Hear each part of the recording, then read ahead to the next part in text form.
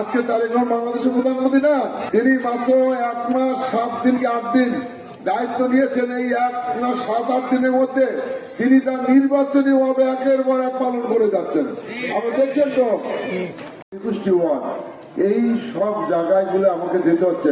আমি ভুলে গেছি আমাদের বাগবাড়ির চেয়ারম্যান আমাদের রোহন তালুকদার রয়েছেন, আমাদের স্কুলের শামীম রয়েছেন, আমাদের গোয়াইত্রীর প্রিন্সিপাল।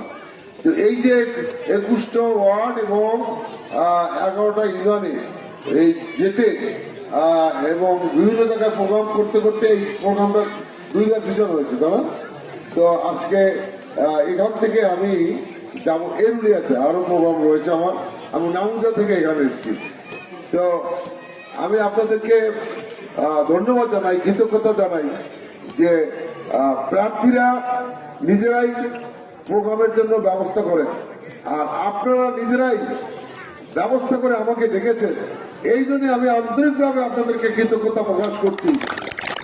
এবং আপনারা যে বিএনপিকে ভালোবাসেন, আপনারা যে তারেক রহমানকে ভালোবাসেন, খালেদা জিয়াকে ভালোবাসেন, জিয়া রহমানকে ভালোবাসেন, এটাই তার উৎকৃষ্ট উদাহরণ।